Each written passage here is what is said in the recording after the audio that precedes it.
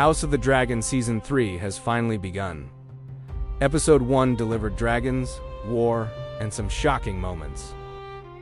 But if you've read Fire and Blood, you've probably noticed that several important details were changed. Today we're looking at the biggest differences between the show and George R.R. Martin's book. One of the biggest surprises is the apparent removal of Nettles. In the book, she's one of the most fascinating dragon riders during the Dance of the Dragons. Unlike noble-born dragon riders, Nettles comes from humble origins.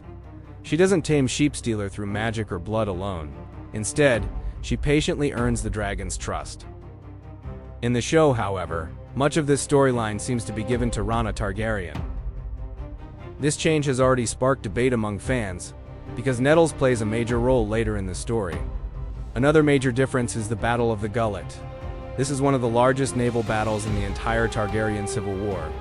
In Fire and Blood, the battle is described as a chaotic disaster where dragons, ships, and armies collide in complete confusion. The TV series changes several details to make the battle easier to follow and more emotional for viewers. Some characters are placed in different situations, while certain dragons receive more attention than they did in the book. Perhaps the most emotional change involves Jaehaerys Velaryon. In both versions of the story, Jace dies during the Battle of the Gullet. However, the show presents his death as a dramatic personal tragedy. The book treats the event more like a historical account, leaving many details uncertain. These changes are not necessarily bad. Television and books tell stories in different ways.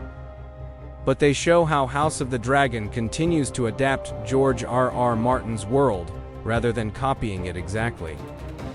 What do you think? Should the show stay closer to the book, or are these changes making the story better? Subscribe for more House of the Dragon book comparisons.